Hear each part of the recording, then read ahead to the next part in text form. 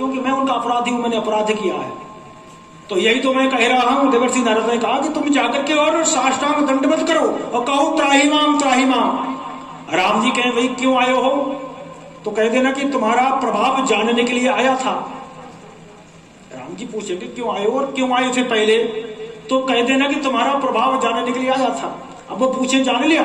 तो कह देना कि हाँ जान लिया। अब फिर पूछिए अब क्यों आए हो?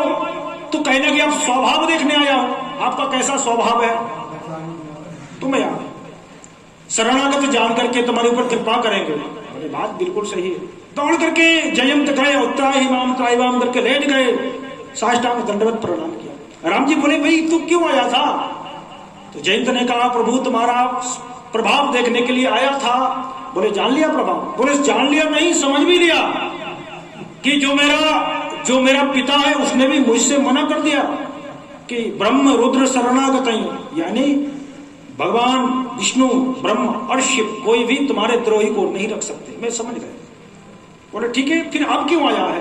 बोले अब तुम्हारा स्वभाव देखने आया हूं, आपका स्वभाव कैसा है। प्रभु मुस्कुराए, उसको मारना उचित था, एक आंख को फोड़ा और उसको छोड़ दिया। हनुमान जी महाराज ने कहा प्रभु का स्वभाव ऐसा है, रावण तुम अभी भी जा सकते हो, आपको क्षमा कर दें। प्रणत पाल रघुनायक करुणा सिंधु खरा, गए शरण प्रभु राखी है, तभी अपराध विशाल, तभी अपराध विशाल। राम शरण पंकज और धरहु, राम के पाद पद्मों को हृदय में धारण करो और लंका का राज्य करो, कोई बुराई नहीं, पर इतना मान जाना ठीक है। तो भी रावण की समझ नहीं आया। हनुमान जी महाराज ने दूसरा उदाहरण दिया कि आप मानते हो मैं राक्षस हूं, तो आप ना तो देह से राक्षस हो ना आत्म बुद्धि से राक्षस हो। उत्तम कुल पुलस्त कर नाती और शिव विरंच पूयो भो माती। आप पुलस्त ऋषि के पुत्र हो, ऋषि पुलस्त जसु विमल मयंका, ते ही शशि महु जन हो कलंका। ये डबल यश में आप कलंक को धारण मत करो। राम नाम बिनु गिरा न सोहा, राम के बिना जीव हमारी शोभा नहीं देती। राम नाम बिन गिरा न सोहा, देख विचार त्याग मद मोहा। इसलिए मद मोह को छोड़ दो। हम कुछ भी कहते रहे, कुछ भी गाते रहे, तब तक प्रभु के नाम का उच्चारण नहीं होगा तो हमारे जीव ये शोभा नहीं दे सकते। है हाथ बहु श्रीनाथ का पूजन किया करे, है माथे बहु श्रीनाथ को बंदन किया करे। बेकार वो मुख है जो रहे व्यर्थ विवादों में, मुख वो है जो श्री राम का सुमिरन किया करे। हम किसी की बुराई करने बैठ जाए ना, मन भी बहुत अच्छा लगता है, खूब मन लगता है, पूछते हैं फिर क्या हुआ, फिर क्या हुआ।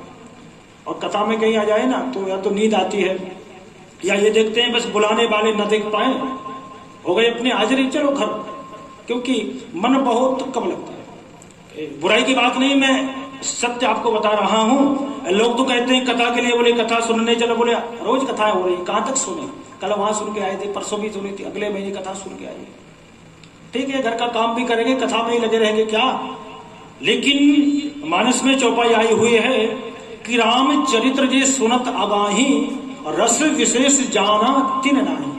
राम की कथा को सुनकर जो अघा जाए तो समझो कि उन्होंने अभी कथा में प्रवेश ही नहीं किया है। बड़ी मुश्किल से हमारे बहुत जन्मों के कर्म जब उदय होते हैं तब हमें कथा प्राप्त होती है। धार्मिक आयोजन हम कराना चाहें संभव नहीं, प्रभु कृपा जब होती है तब हो पाता है। मैं आपसे थोड़ा सा एक उदाहरण कहूं कि अंकल जी से मैंने निवेदन किया, मैंने कहा एक कथा का आयोजन 3 दिन के लिए रख लें और आप चिंता मत करना। बोले ठीक है। जैसे तैसे आयोजन हुआ तो दूसरे वाले मंदिर पर बात थी कि वहां होना है, वहां से फिर यहाँ आया, पर यजमान का जो फोटो डल गया उसमें बैनर में, वो यजमान राजस्थान निकल गए। उनकी अनुपस्थिति में नियुक्ति उनके चिरंजीव हमारे मोनू महाराज कर रहे हैं। तो ये सब भगवत कृपा है, हम जानबूझकर कुछ नहीं कर सकते, हम निमित्त मात्र हैं। लेकिन निमित्त ही बने रहे वो कम बात नहीं है। बसन हीन नहीं सोहि सुरारी, सब भूषण भूषित वरनारी। देखिए, जमाने को देखा जाए तो जमाना कैसा है। वैसे तो कहावत है कि जिस भजन में राम का नाम ना हो उस भजन को गाना ना चाहिए, परंतु लिखने वाला एक बंबई से लिखता है, सुनने वाले को भले ही बुरा लगे, आप ध्यान दें, बहुत अच्छी बात है। जिस भजनों में राम का नाम न हो उस भजनी को गाना ना चाहिए। जिस भजनों में राम का नाम न हो उस भजनी को गाना ना। जिस भजनों में राम का नाम न हो उस भजनी को गाना ना चाहिए।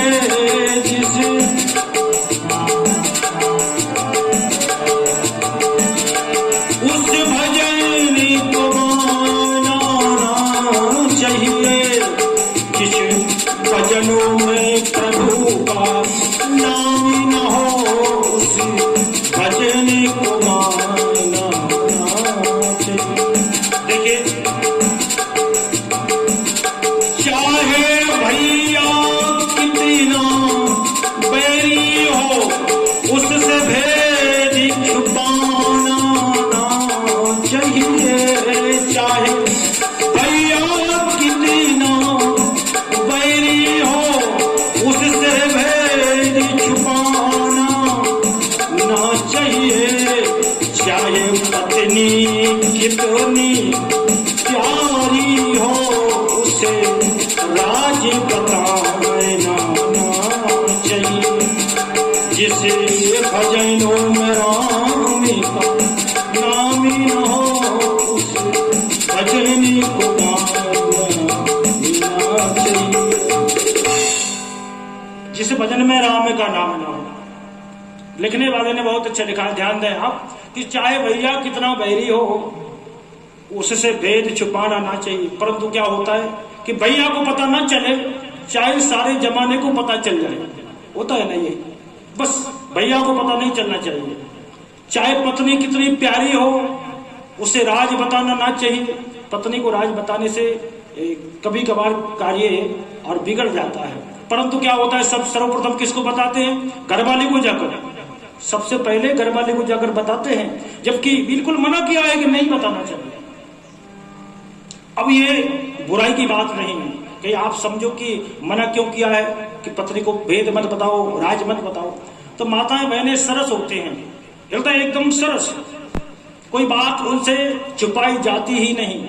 और बात को सुना और पड़ोस में गई और कह देती हैं मैंने ऐसा ऐसा सुना है पर किसी से कहना मत। वो आगे जाकर कह देती है और बात फैल जाती है। हो सकता है कोई रहस्यमय कोई काम और वो बिगड़ जाए। तो एक दृष्टांत मुझे याद आ गया। एक सेठ जी थे, ध्यान दें आप, सेठ जी घूमने गए तो उन्होंने नगर से बाहर जाकर देखा कि दोनों पैरों के बीच में एक जरा सा पंख पड़ा हुआ था।